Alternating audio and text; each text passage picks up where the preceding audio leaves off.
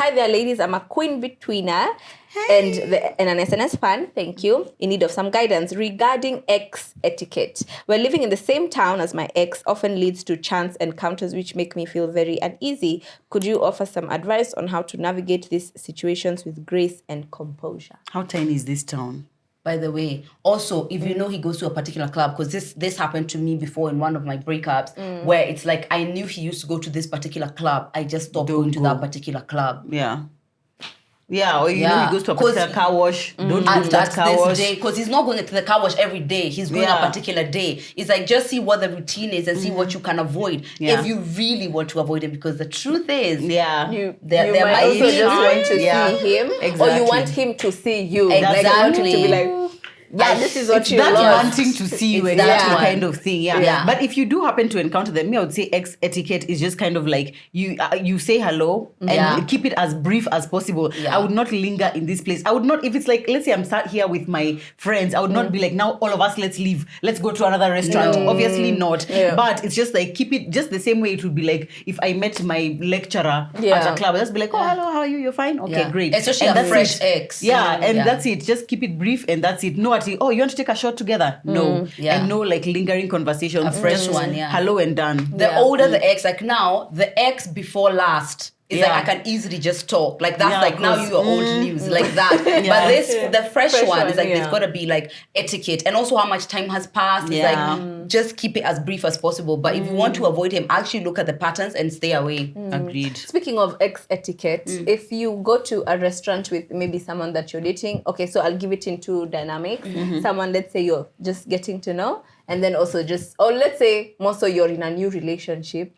And then you meet the ex, but you don't inform them that whoever that was the ex. So do you inform them later on, or do you not even bring it up? Am I in a relationship with them? Yes. Have I spoken? If I'm in a relationship with you, you probably know how my ex is. You know that my he was my ex. Yeah. Okay. But if they don't know, I would say later, like now, just later like, I would just say later, oh, yeah, that was my previous partner or something like that. I would tell them. Okay. All right. Hi, big sisters. Hi. I got back with my ex after 2 years of breaking up. My exes. If people knew how many people there are in the world, there are so many people. Anyway, continue. Don't listen. Nelly and Ashanti right now. Oh, right. And she's preggo. And look, they're so happy. Yeah. But that is like 1 out of... in 10 years, girl. The probability. Anyway, he's a changed man in all ways. We don't fight over things we used to anymore. The problem is I feel like I shouldn't have taken him back, even though I can see there's growth on his side. But it's just not enough for me. I don't know how to let go. Help. Well, you see already now, you just shouldn't have taken him back. She already knows that she shouldn't have taken him back. You just need to pull the cord. I just feel like you just need to, yeah. And I feel like just having an open conversation, which is just like, hi, babe, I feel like we should talk. I know when we got back together, it really looked like things were going to work out. But now that we've been together, for a few months in this new dynamic, I just don't feel like this is working out for me. I feel like... I just don't feel like it's working out for me. Don't go into too much detail, because I feel like sometimes when you're breaking up with someone, they want to explain away whatever it is you're telling them. So don't give them an opportunity to do that. Just make it seem like I've already made my decision and I would like for us to end our relationship. It's nothing that you can do anything about. It's just, this is what I've decided. It's just misalignment, and I just feel like I want to go in a different direction. Yeah. And sometimes I feel like it's okay to get back with someone because you know for sure you end that story of like, my long lost lover. It's like, oh wow, so no, she wasn't. Actually no. Yeah. There's some benefit to that way. You leave very, very sure. Yeah. Okay. Breaking up with people is really uncomfortable, isn't it? Yeah. Lydia just looks like she's like, hey, listen. Like, because my mind is usually made up. So it's more like, this is shit. This is a shitty thing that I'm doing, but me, I know where I'm going. I know where I'm headed. Because I know this is some bullshit. And as my sister would say, anything that someone says when you already know the truth, they are lying. He's lying. It was all a lie. That's what my sister says. She lied. All right. I've been dating this man for 2 years now. He has a baby mama, but he happens to be staying with a son. Over time, we've discussed on the baby mama coming over to see their son, which I'm okay with, but this lady could even sleep over for a week. Do you want to exit the set? Y'all are exhausted. TMI. Anyway, I raised that concern and we agreed she could come and see the son but not spend the night. When she was told not to sleep over, she thought to herself, na akam block. Now, after any small inconvenience, the guy tells me that I made him separate from 2 people who are permanently in his life, and I don't find that fair. It's not fair. And because first of all, you're a big time man who's been able to have a child. You could have made the decision that I know that we're in a relationship, but I need her to come over to see her son, and that's what's happening. If you're uncomfortable with that, go on your way. But then don't make me the problem when she reacts kind of immaturely. That is so immature, actually. That's and when someone uses this over, like, you have now made these people hate. Are you joking? No. It's her who decided that she won't see her son, her own son, because I don't want her to come over and stay over. And why can't she take her son? She's not allowed. That was not this even is that my context. question. Yeah, because maybe she doesn't live alone, or maybe she lives in who even knows? Yeah, dynamics for a week. Sleep over for a week. So now you're like just like morning, just passing each other. Okay. No, we know we know obviously they were I'm a lala pamoja. There's no and I feel like if I'm in a relationship and this man has a baby mama, I feel like he should be concerned about how that dynamic is impacting me if he is interested in our relationship progressing. So if he even himself wouldn't think, like, how would he feel if a man was sleeping in your house for a week? For a week just to come and I feel like that would be very uncomfortable. Child. So I feel like even for him to make it seem like why did you decide to tell her that that we have to tell her that she can't sleep over? Are you joking? You I feel like such child. dynamics are really chancy because it really requires a man who is able to like take charge of the situation and be like, even let the baby mama know, by the way, I'm in a relationship and this is, in fact, he should not even have gone to tell her, oh, it's my new girlfriend who has said you can't sleep over. Yeah, why would he? Yeah, it should just be like, so I just think we need to set some boundaries. Boundary, As a man, surely. Yeah. Let me tell you, so there's a dynamic which there's somebody who was seeing who was kind of in a dynamic where like you can tell it's like you've clearly drawn the line, but the emotions are still fresh based on how young the child is, all of that thing. For me personally, I made a decision that if it's like in that young stage of like this person might feel like the chance at their family being together was robbed by Amokami. Yeah, no. And not because there's anything wrong with you. I just feel like I don't want to be in that. And being that my parents separated, like I always think of the child. I'm always like, see, maybe they could get back together like me. I just don't want to be part of it. And I don't want to ride that wave of like these fresh emotions in that dynamic. I just don't want to do it. You've got to be perfect, literally perfect for me to go ride that wave. It's so much grace has to be extended. There's just like already with the complexities of a relationship. Now you're adding a baby. Now you're adding a baby mama. And then in that week when she's there, are you going over? Do you go over? Do you help to take care of this child? Are you like, too many questions? I would say, All right. Okay, so this one is like 4 of them. So, hi, Steph. I'm here from TMI Podcast. Say hi to the queens. So she says, I'm in a long distance relationship with this guy since 2020. Lately, he wants to settle down. I'm torn if I should turn him down or not because I'm honestly not ready. P.S. I'm turning 26 in a few months. My worry is this guy hasn't taken me to see his real parents. He grew up at his uncle's place, but he moved there after 4th form. I've met his uncle and his cousins, whom he's very close to, and he introduced them as sisters. I now came to find out later that this is not his real family. I've never met any of his siblings, leave alone parents, and I feel like he's not really proud of them because he rarely talks about them. I don't understand, or maybe it's because there's a clear line of financial conditions between the 2 families.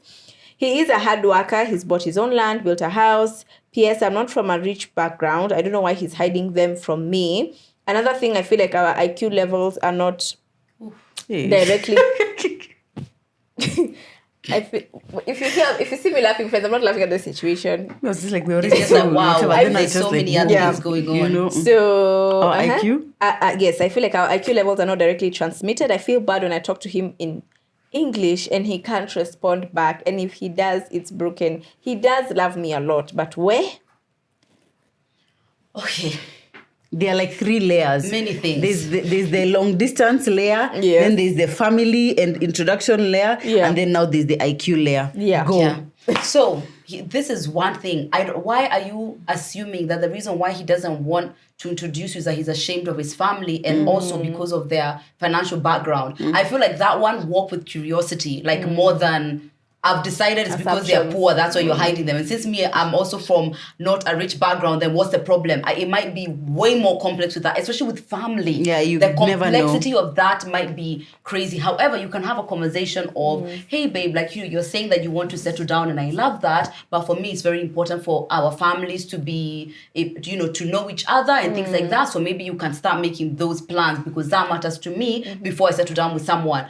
See what his reaction is. Like, you don't even know what he might tell you, like, these are people who abused me for years and I struggle to connect. It could be anything.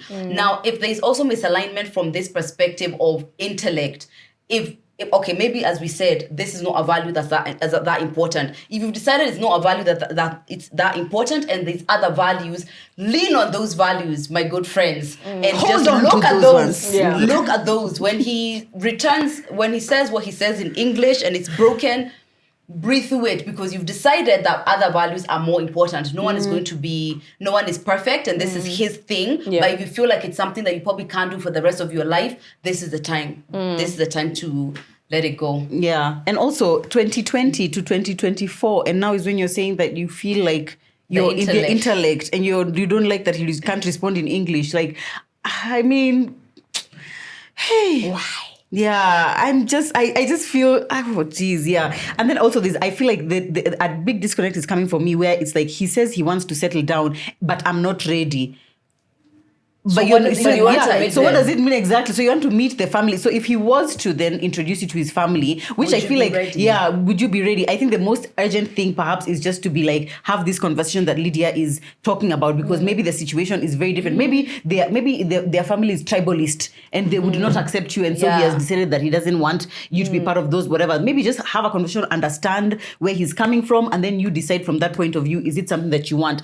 Secondly, I feel like after 4 years of being in a long distance relationship, perhaps if you are not ready to settle down with him, it's time to end the friendship. It's time to end the relationship, because sometimes I feel like we string people along, and now in this case, it feels like you already don't want to be with him long term, and it feels like you're stringing him along. So maybe it's just time to just be like, listen, I don't think it's going to work out. And if you do want to be with him long term, but it's not now, he also needs to know that, so that he can decide if he wants to be with you. If he wants to wait for you, exactly. So is this is just a random dilemma from a friend of mine. Is it petty to stop talking to someone because when you text, because you text in English, he writes things like you are, like UA.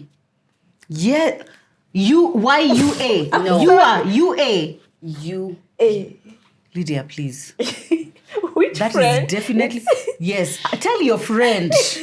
I don't know if her initials end with KM, but tell your friend. This is your camera. Speak to the friend. Tell your friend. Lydia's friend. Lydia's friend. To Lydia's friend, who may or may not be in the room with us.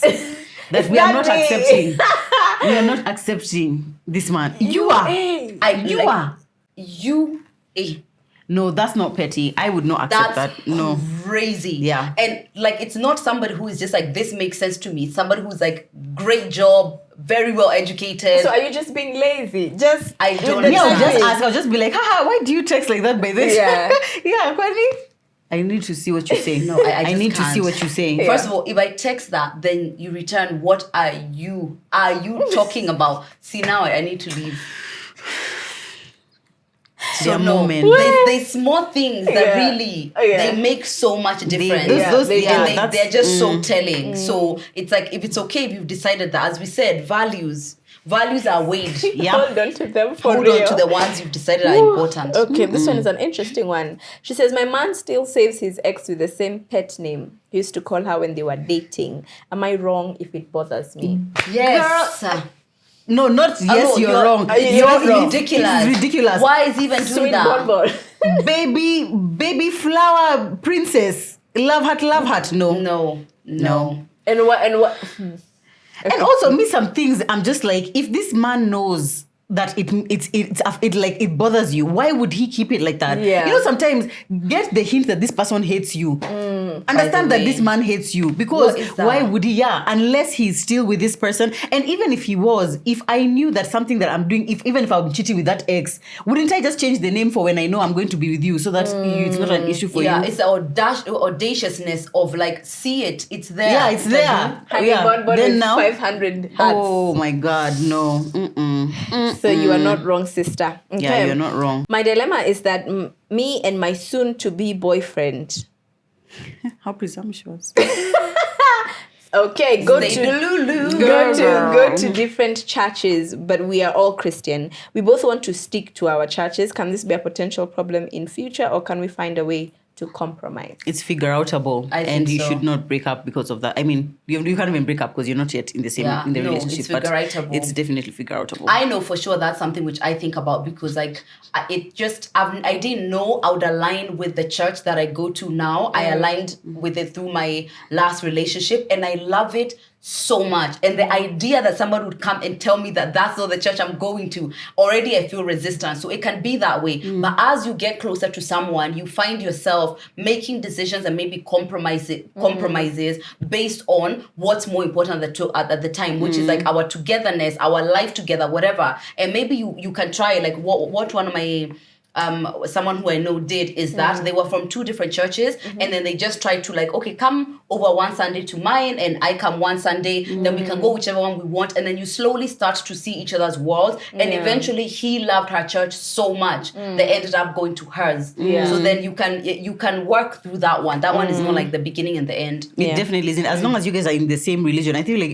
it would be different if it's like he's Hindu and I am Christian and I don't know who is going to convert. That would be different. That one is tougher. My husband and I also, when we met, we were going to different churches, and then when we got married, we went to his for a while, didn't really align, went to mine for a while, didn't really align, and now we are going to like a whole new church. So if we had made that decision like years before, even when we had said it, who would have known? Okay. I don't know if this will be our last one. Hello, my mom found out I am dating, and as soon as I told her he is Kikuyu, we are Luas by the way, she flipped and she says there's no way she's letting a Kikuyu into the family. I've asked her, rather than say yes or no, why not meet him, then gauge if he's okay, but she is still on no. Please help. Oh my God. Wow. What year is this? Where do you guys come from? Nairobi? There's no context. She said Luo or Luya. We are Luyas and the guy is Kikuyu. Oh, that's unfortunate. I feel like in such circumstances, I guess depending, I know how nice it would feel for your mom to like rubber stamp your relationship and be like, this is the person, I can really sense they're the ones for you. But at some point, maybe that's just like a dream that you will need to let go of. Yeah. And now the question would be, how much will it affect your relationship with your mom? What if the mom disowns her? And it's just like, sorry, I'm just not going to come to your wedding. For me personally, for example, my mom can disapprove of my relationship for something else. But for me to stop being with someone because of somebody else's bigotry, I am literally allowing bigotry to be like a generational thing that we are doing. And I just won't do that. I won't permit someone's bigotry to be the reason why we are all like living a particular way. Like I feel like there's a big price to pay if you decide this, but it won't be that you've lost your mom because of your relationship. You would have lost your mom to because her bigotry. Of her bigotry. That's what it would have been, and that would suck. Right. But sometimes that's what happens. But for me, like any kind of discrimination because of where someone is from, or like some stupid things like or say this person is not there from a single parent home, so that those things. It's like sometimes children come to shake the shit out of their parents. Like, you guys are being stupid. So when we succumb to some of their closed-minded ways, we allow them to stay in those ways. 100%. I completely agree with that. And hopefully your mom will be able to see that sense. At some point. Exactly. And if they don't, the bigotry in her won, and that sucks, but it's not you. It's you dating someone who's like, that's not even something we should be discussing right now. Exactly. But you have to decide. And if you decide to go that way of like, I'm going to be with him, fine. You decide that, because maybe the consequences might be ones which you can't handle. Then if so, leave the relationship, but know that this is your mom. Stick to only dating Luyas. Akikuyu says hello, go the other way. Run. I can't speak to you. My mom said no. I can't. Lawyers only. That would be your life. First of all, Kikuyus are everywhere. Do you know what I mean? It's just like you sneeze, there's a Kikuyu man here, Kikuyu man. But if you find a Luya one, si utatafuta sana.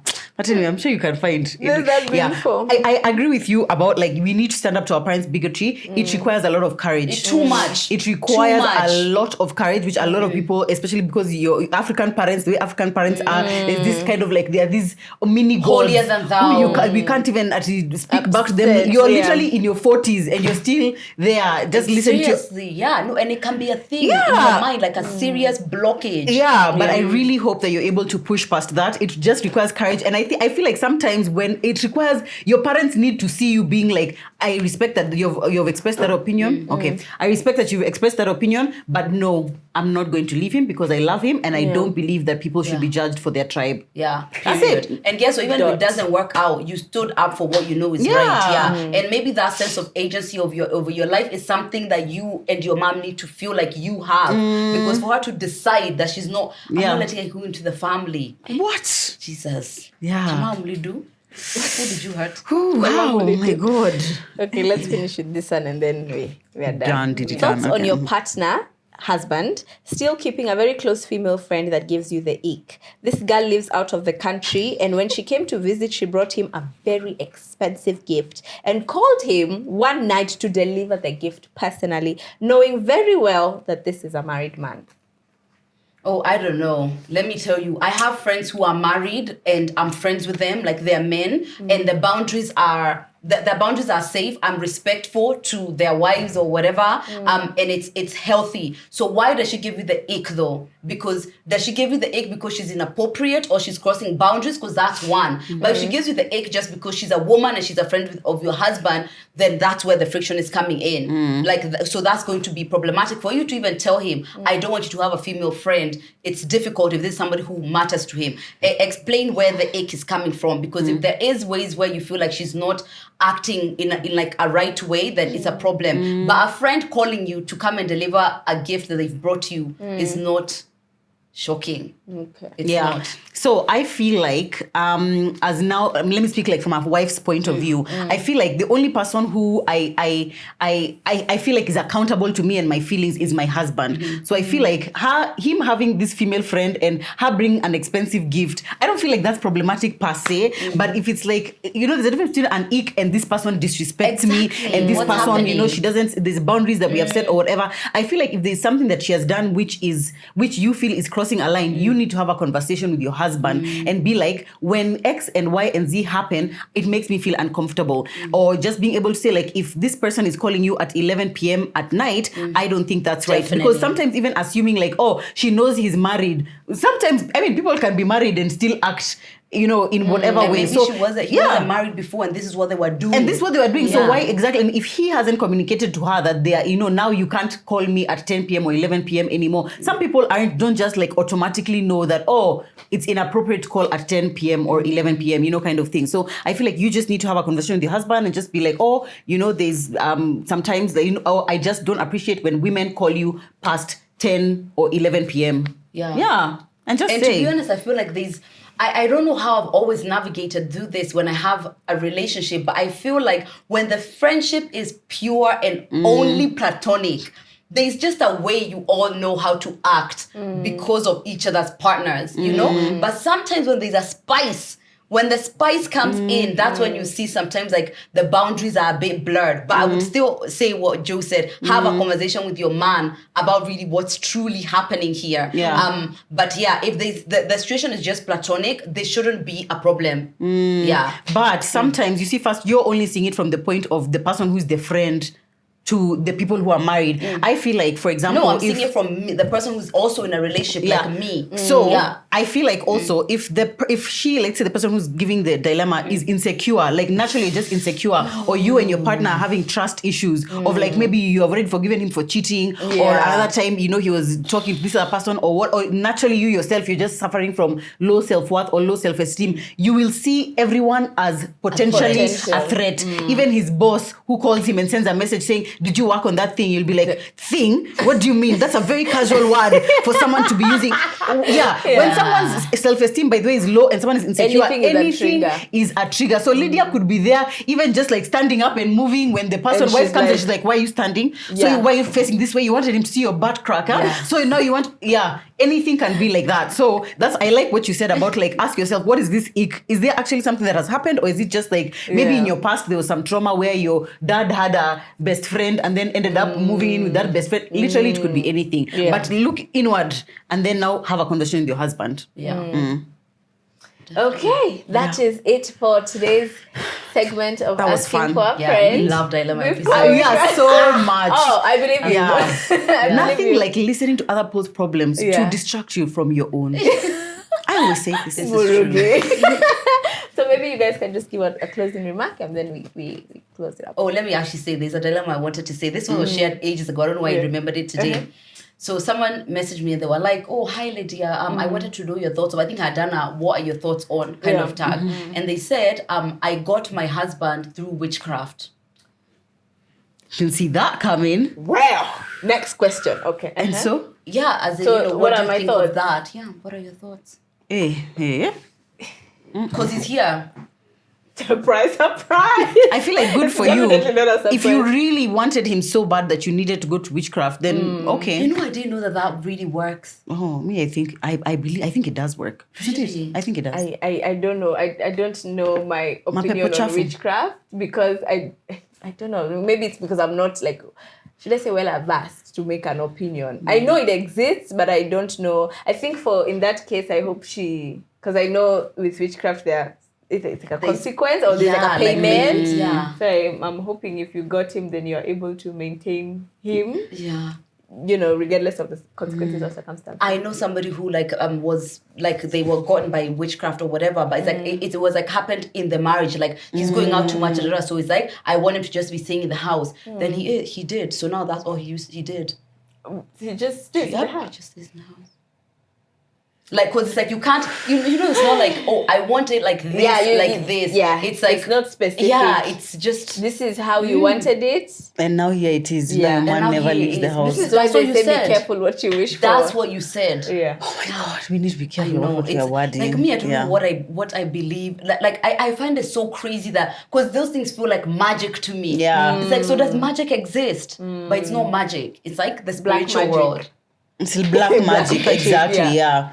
And now, obviously, just make sure you never tell your husband or anything, because now it can be like, oh, you got him through false pretenses. If it wasn't for that love potion you gave him, maybe he wouldn't even find you attractive. Hey? I don't think you should tell anyone. Yeah, don't. That, for sure. Yeah, even stop DMing Lydia, because now we know your handle. Ona sasa, now look, do not DM anybody about that. Yeah. Just take it to the grave. Take it to the, you owe no one, full disclosure. That's what we've learned today from Lydia. Yeah. So my closing remarks would be, as much as, you know, these dilemma episodes are really, they're great and it's amazing. But I feel like we might be getting to a place where it's like nobody's listening to themselves because they don't trust themselves enough to make the decisions about their own life, right? Yeah. The truth is, everything we've said, you know. There's nothing that's going to probably shock you down to the ground. It might be like, oh, that's a different perspective, but it's probably not shocking. Yeah. So that thing that you know, like what you're doing is like the fear of getting things wrong or like not making the right decision or potentially regretting is just burdening us. And by the way, I'm speaking to myself as well. Sometimes like tune out the noise, take some time to yourself, like maybe talk through, like journal or talk to a therapist or something, figure out what you want, because the consequences of your life are just going to be just you. And we've said all of this, maybe half the people are not even going to do it. Exactly. So, I really hope they're at least watching this episode. Yeah, I agree with what Lydia said. A lot of the times when we read these dilemmas, it's like, you already know. When you come and you say something like, oh, my boyfriend is beating me, I don't know if I should leave him. It's like we know exactly what it is that you want to do. Sometimes you've already decided, but you need someone else to rubber stamp. Yeah. And like, this is more often than for women than it is for men. Let's get out of the habit of you need someone else to confirm what you already know for yourself. Yeah. Trust yourself enough to make the decision. If something doesn't feel good, especially if you're dating, it's like you're not yet married to anyone. Maybe you probably don't even have kids, and you're like, oh, should I? No, choose yourself. choose yourself, put yourself first. Because let me tell you one thing about men, they will always put themselves first. They will always choose themselves. There'll be no two ways about it. Do you guys think that I should sacrifice my, it doesn't matter. They will always put themselves first. Let's try and have some of the audacity that men have. Yeah. I would say that. All right. Thank you so much for watching this episode of Asking for a Friend. Make sure you go and tune into the TMI podcast. Also, I forgot to mention this. You can find them on Instagram. Lydia KM. Murugi Munyi. TMI podcast KE. Tuko pamoja. Together.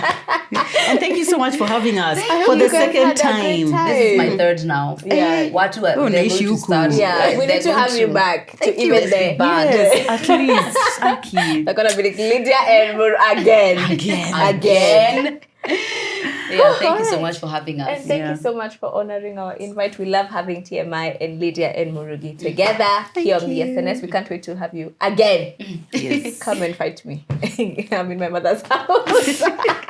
Thank you so much for watching this episode. If you did enjoy this video, make sure you give this video a like, leave a comment down below, and of course, join our amazing SNS family. That's it from Lydia, Murugi, myself, and the whole SNS team. And we'll see you in the next one. Bye!